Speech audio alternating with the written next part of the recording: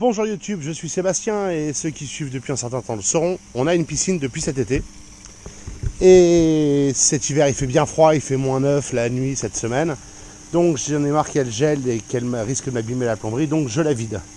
Pour la vider, ça veut dire qu'il faut descendre le niveau d'eau en dessous des bus plastiques pour ceux qui n'ont pas l'habitude et des skimmers de façon à limiter l'effet de la glace sur le plastique. Il ne faudra pas laisser la glace contrôler la piscine, mais on peut facilement casser la glace et en enlever assez pour éviter que ça abîme la piscine. Côté filtration, et là c'est en cours, il faut voir que ça refoule un peu par le trop-plein du skimmer, mais je soupçonne que mes tuyaux de plomberie soient un peu trop petits pour la puissance de la pompe. J'ai mes 3 vannes ouvertes, ça n'a pas vraiment d'importance. La pompe qui tourne, vous noterez que le filtre n'a pas de pression, parce que ici c'est mis en vidage, et non pas en filtration, ce qui est le mode normal. Il y a d'autres modes, mais donc c'est vidage.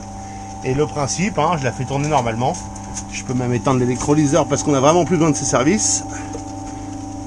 Voilà. Le régulateur de pH, il sert à rien. Mais comme il pleut beaucoup, vous voyez que le pH est bas. Et tout ça, si on va regarder, pompe à chaleur est évidemment arrêtée. Ça c'est cool dans le jardin. Enfin dans le jardin, c'est compliqué ici le jardin comme notion, mais ça vous donne une idée. Ça c'est cool ici. Alors c'est en train de me massacrer l'herbe que j'ai plantée il y a quelques mois, je suis ravi. C'est pas grave, ça repoussera ou on en remettra. C'est pas pour ce que coûte un sac d'herbe.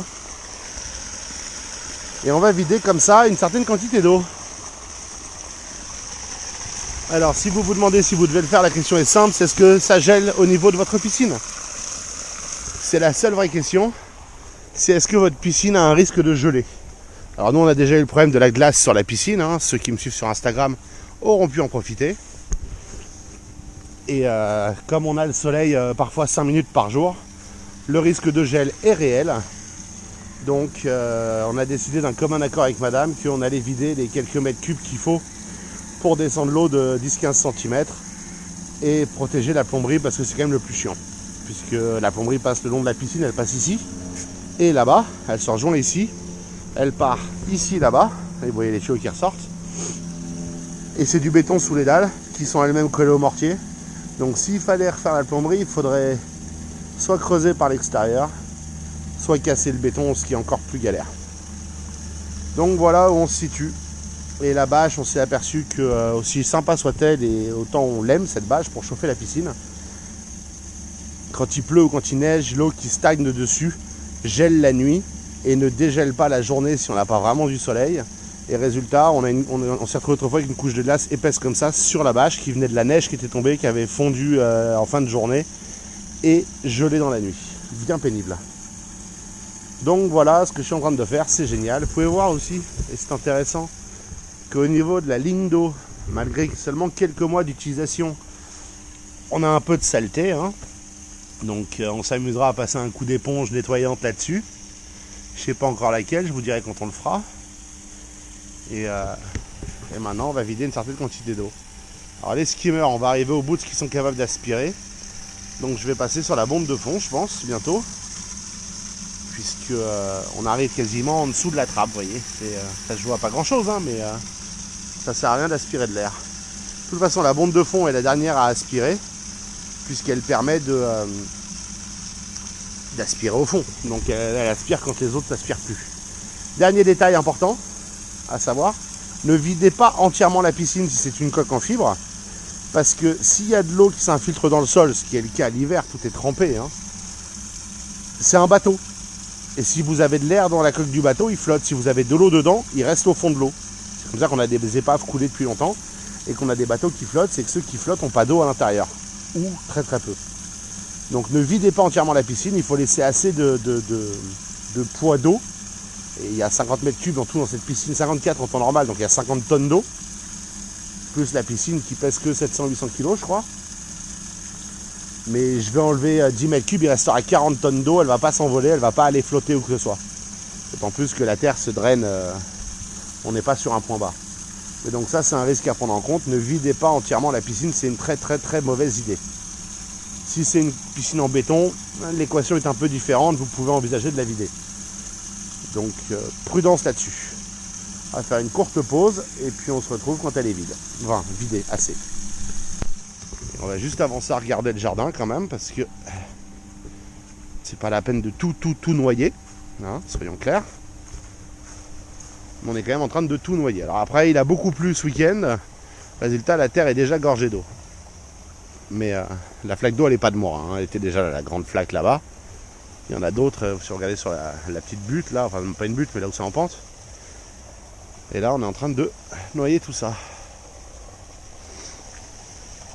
Alors l'avantage, c'est que comme c'est une piscine à électrolyse, l'eau n'est pas chargée en chlore chimique, donc c'est du sel, ça va pas abîmer la nature.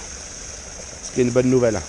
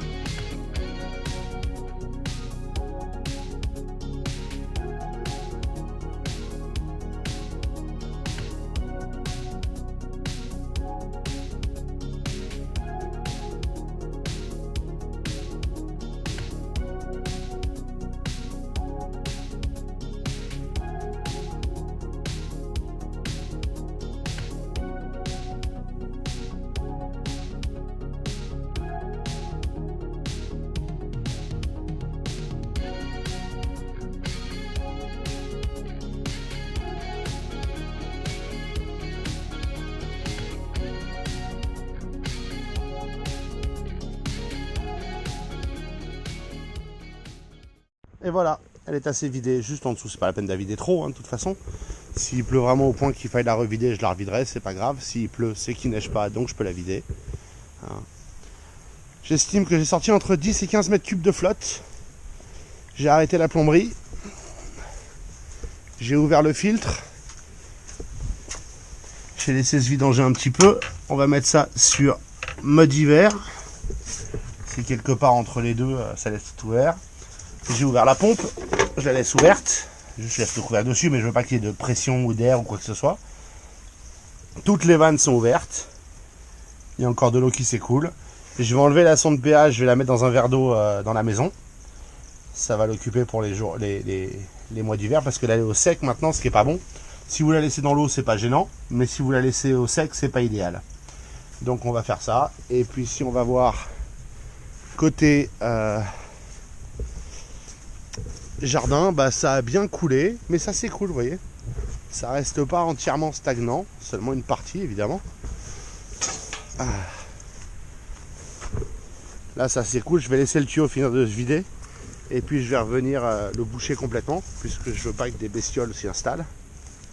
Et il reste de l'eau dedans, donc je vais laisser ça un petit peu. Vous voyez que ça m'a bien creusé le sol là. Ça m'a flingué mon herbe à une partie des endroits, il n'y a pas de miracle. Mais c'est pas grave, elle repoussera. Et puis l'eau va s'absorber gentiment dans le sol. C'est les joies de la nature. Voilà.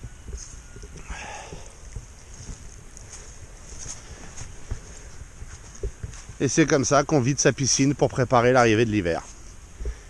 On peut aussi couvrir la pompe à chaleur, mais comme elle est trempée, je ne veux pas la couvrir. Je vais attendre qu'elle sèche. Je vous remercie d'avoir suivi cette vidéo. J'espère qu'elle vous aura intéressé et vous aura été utile. Si c'est le cas, pensez à vous abonner et à la liker. Et puis si vous avez des questions ou des remarques, les commentaires sont là pour ça.